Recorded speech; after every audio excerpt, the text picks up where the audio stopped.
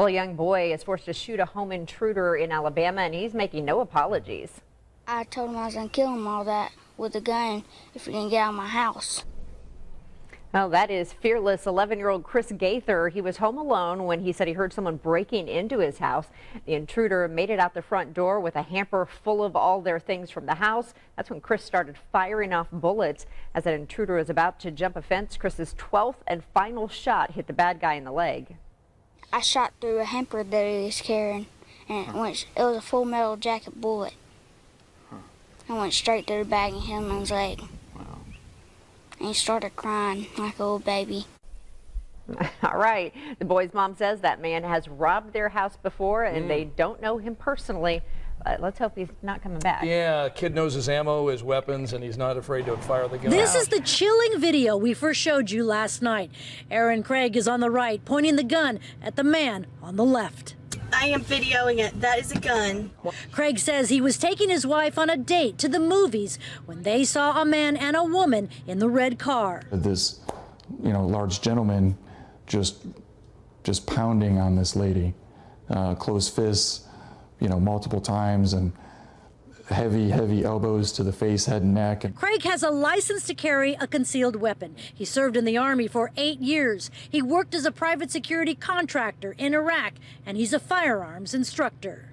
Was yelling commands at him to stop assaulting her, and so he stopped attacking her. She was screaming and yelling for help and was very much hysterical. Craig says the man got out of the car, but he was still very angry. Then he turned his attention to the firearm and was saying to me, don't shoot me, don't shoot me. And I said, look, I'm not going to shoot you. Just stay still. Don't do anything crazy. The cops will be here in a minute. Craig says he could hardly wait for the police to arrive. And I told him, I said, look, if you relax and you calm down a little bit and you stay still, I'll take my finger off the trigger. Police ordered Craig to the ground and handcuffed him. A few minutes later, they arrested the man in the red car, 28-year-old McMichael Nwewu. Craig doesn't know the woman's name, but she hugged him. Yes, it was all over. Somebody's been shot. Where are you? Are you in Orem? I'm in Orem at the Macy's. Outside of Salt Lake City, a 31-year-old man calls 911. Here he is in his police dash cam video, telling them he's just shot an alleged carjacker in this parking lot. Somebody was trying to steal a woman's car. Okay. Right. He says he was trying to protect the owner of this Mercedes SUV, but when the suspect lunged at him, he opened fire. I had a concealed carry weapon. I went up, pointed the gun at him. He put his hands up and came out of the car. Okay, so I tried to grab the gun from me, and I shot him. This morning, that unidentified mystery caller is being called a good Samaritan, even a hero, who police say had a legal concealed weapon and every right to shoot it. We feel that this man did what he thought he had to do in order to save his life and that of the woman. The alleged carjacker he killed now being identified as 26-year-old Talaji Matafeo, his family calling him a defenseless victim. But police say Matafeo was no angel, seen in this surveillance video just a short time before the shooting, ditching a car with 4 others following an alleged assault. 2 accomplices are still on the run. For Good Morning America, Neil Karlinski, ABC News, All Seattle. of a sudden, a crowd of people from Zona started running towards me, and one of the young ladies kind of grabbed me and pulled me and said there was a shooter. Just minutes before, 48-year-old James Jones walked into Zona Caliente Sports Bar. Nobody there recognized Jones, but he caught everyone's attention. Some witnesses said it was kind of incoherent, wasn't making sense. Some other witnesses said it was just strange and odd behavior. And so the manager actually walked over to try to calm this individual down. Witnesses say that's when Jones shot 37-year-old Cesar Perez at point-blank range, killing him. A customer who was legally carrying a gun told his wife to stay down, then drew his weapon and shot Jones. As he was struck at least once, he began firing rounds at the front door. It's almost as if he thought he was being shot at from someone coming in the front. Customers and staff ran to Snap Fitness, certain that Jones was going to continue killing people. Everybody kind of went towards the back of the club because we figured that was the safest place to be, seeing that we have all glass up front. It was very emotional. It was very emotional. It was a lot of crying. Police later found another pistol and 2 knives on Jones, but the concealed carry customer killed him before Jones could put the other weapons to use. We could be talking about a totally different story with the amount of firepower that basically he had on his person. Police say that customer was completely legal carrying that gun inside, and they're calling him a good Samaritan Milwaukee tonight. Police responded to the report of an armed robbery and shooting inside Aldi at 76th and Villard, only it turned out the shooter wasn't one of the robbers. Instead, he's a 35-year-old Milwaukee man, a customer who just got a concealed carry permit allowing him to carry a weapon. One of the suspects, a 20-year-old man, was shot and is being treated at a hospital. The other is in custody, too. Police believe they're linked to a string of similar robberies. Right across the street from the Aldi, Larry Rowell's Hart Automotive has been victimized recently, too. Just this weekend, wheels and rims were stolen right off a vehicle in his lot. He just got his concealed carry permit, too. Have you ever thought about what you would do in that situation? I mean, this is right across the street from your business. I would do the exact same thing. If I felt that he was threatening people's lives, I use my gun on him, too. I'm really happy because now the criminals are going to be afraid because who knows who's going to have a concealed carry or going to have their weapon on them. Nobody's going to know if the other guy has a gun now. I think it evens, levels the playing field. It was just instinct, man. It happened so quick. I didn't want to shoot him, but when I saw him swing around so fast, I didn't want to get shot either. From his hospital bed at USA Medical Center, 18-year-old Adric White waits for a jail bed. The teen already has robbery charges hanging over his head from September. On Tuesday, officials believe White struck again, but this time was different. He had the gun to his head. He had him on his knees. I drew my gun on him and I said, "Hey, don't move." At that point, he swung around, and before he had a chance to aim the gun at me, I fired. A customer who we're not identifying was shopping at the Family Dollar on Stanton Road when he says he saw White holding employees at gunpoint. The customer pulled out his own gun and fired 5 times. While police say it was completely legal, White's family says they're angry. If his life was not in danger, if no one had a gun up to him, if no one pointed a gun at him, what gives him the right to think that it's okay to just shoot someone? You should have just left the store and left and went wherever you had to go in your car or whatever. Originally, we had interviewed White's parents about the cases, but they later called demanding that we not air it. 2 robberies in 2 months. We asked one relative her thoughts about the accusations. We don't know. Like I said, we don't know anything. We only know what we've been hearing secondhand through the news, so I would not like to comment because I don't know. As he recovers from his gunshot wounds and prepares for what's to come, the Baldwin County District Attorney's Office is filing to have his bond revoked. They want White kept in jail and prosecuted to the fullest extent of the law. Now, White's family told us that he was hanging with the wrong people and needed help. They believe he didn't deserve to be shot. His last alleged robbery was at the original Oyster House on the Causeway. Officials say he even had the same One MO. moment she's about to head into the store, the next she's being pulled across the parking lot. In just seconds, a mom out with her 2 kids to go shopping becomes the victim of would-be purse snatchers. It happened so fast, Brenda Vasquez manages the Family Dollar. The store's surveillance cameras captured it all. While they're reversing, the lady's holding onto her purse still, chasing him all the way to the middle. That's when a perfect stranger intervenes. You can see him there in the PT Cruiser at the top of the screen. And that good Samaritan came out and drew his weapon and scared them. And then that's when he pulled them out the car. Someone snapped this picture of the man holding the 2 suspects at bay. A few minutes later, police arrived. He's not the one. Down the ground. Tomasita Medina used her cell phone to capture what happened next. It was very crazy. It was a crazy day. A day when a shopping trip would lead to an armed showdown with suspected thieves. Police arrested the male and female suspects. The man who first confronted them purchased some candy for his kids and then drove away. She was thankful. She was just really scared. She was just thankful that she got her purse back and that everybody helped her. This guy, he's just something else. The way everything happened and how fast it happened and how his reactions to it, I mean, there's nothing really much I can say about that, but he's a hero.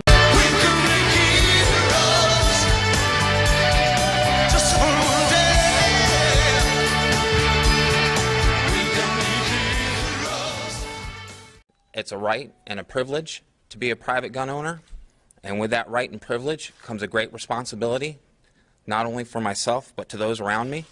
So I have taken the time to make sure several times a year to go out and practice those safety techniques to make sure that I'm always responsible. That morning, I never would have dreamt that I was going to save somebody's life, let alone take the life of another individual. Coming up onto the scene, slowing down, I can see Trooper Anderson's lights on and the flares in the road. As I proceeded to go forward, I noticed the suspect on top of Trooper Anderson, beating him in a savage way. I immediately pulled over, responded to Trooper Anderson. My commands were ignored by the suspect as Trooper Anderson called out for help. And I alleviated the threat to him.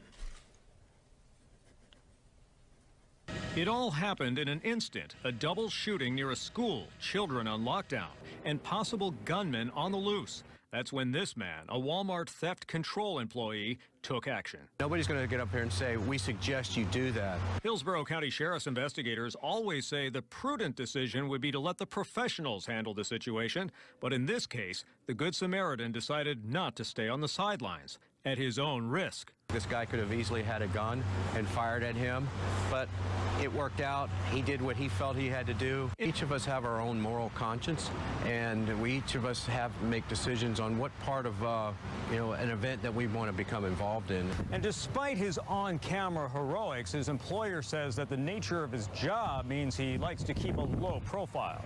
Deputies say in this instance, they were glad to have a second set of feet on hand as he helped them nab a suspect soon after the shootings.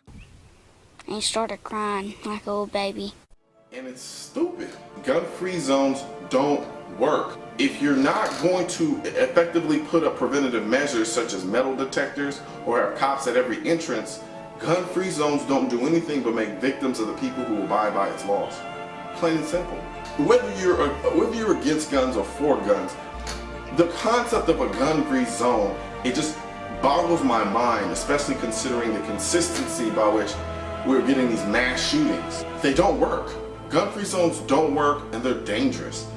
These shooters are losers. It doesn't get any more real than this. A 9mm handgun owned by 39-year-old Nabil Fawzi of Ypsilanti used to stop a holdup at this Comerica Bank on Michigan Avenue in Canton. The robber, no match against Nabil's gun and his tough words. You told him what? You're not going to rob this bank today. And he said, I have a bomb. I said, I don't care, but you're not robbing this bank today. And Kathy, it was just after 7 o'clock last night inside this Aldi store here at 76th and Villard. At least one of the men stormed in there waving a shotgun despite the presence of 2 unarmed security guards. Still, the 2 couldn't have counted on a customer legally carrying a concealed handgun who opened fire on them. Police say the suspect purchased a knife inside the downtown Smith store and then turned it into a weapon. And then he pulled it out and just stepped right outside the Smiths, right in between the foyer, and just started stabbing people and yelling, you killed my people, you killed my people. Within seconds, the knife-wielding man seriously injured 2 people. There was blood all over. One got stabbed in his stomach, and one he got stabbed in his head, and he held his hands, he got stabbed all over his arms. Then, before the suspect could find another victim, a citizen with a gun stopped the madness. A guy pulled a gun on him and told him to drop his weapon or he would shoot him. So he dropped his weapon, and then the people from Smith's got him. And officers had high praise for the gun-carrying man who ended the hysteria. This was a really volatile situation that could have gotten even worse. I mean, we can only assume that, judging from what we saw, it could have gotten a lot worse. So he was definitely in the right place at the right time.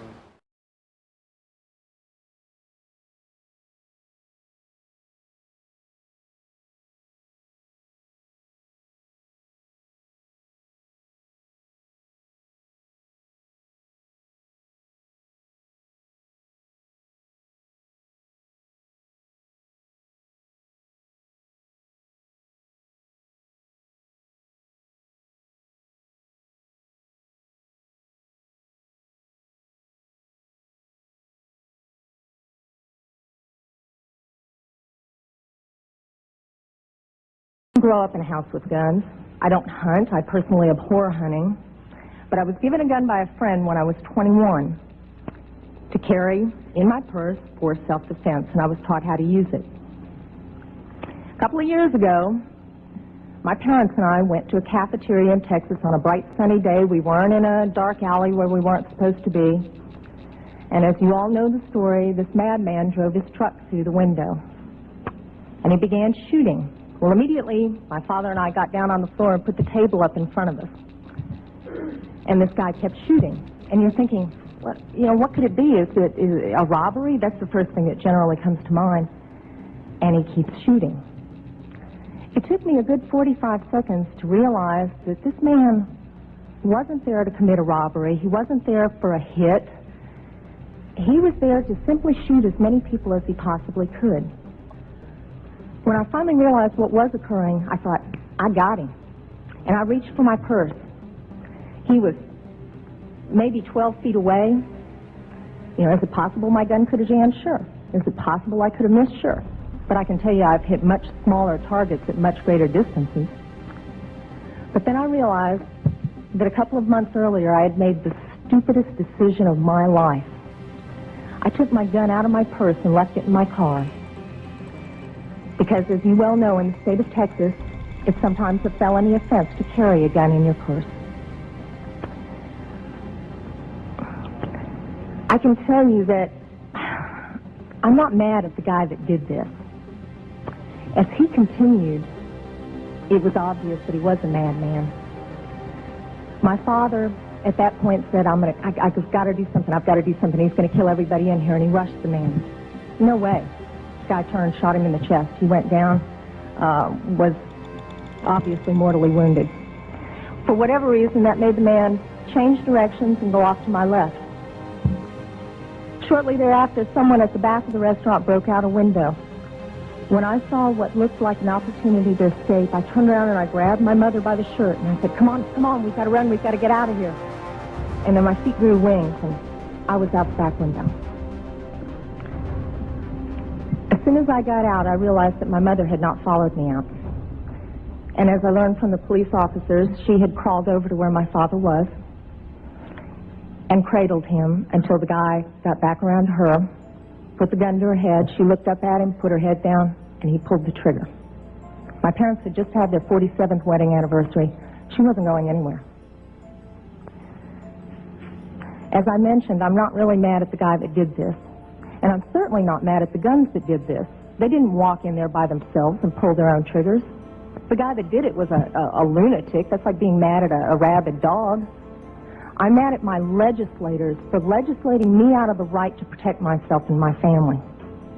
I would much rather be sitting in jail with a felony offense on my head and have my parents alive.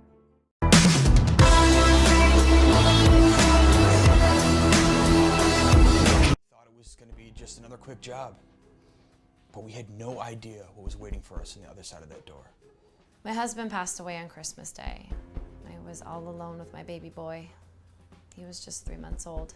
I was worrying what our lives would be like now when I heard the scratching at the front door. 2 men were trying to break in. She's yelling, please, I have a baby. And me and Larry are like, okay, it's just a mom and her baby. Cool, we've done this before. But then all of a sudden, I warned them, I have a gun. And we're like, whoa, whoa, whoa, a gun? Me and Larry don't have a gun. Okay, that's not fair.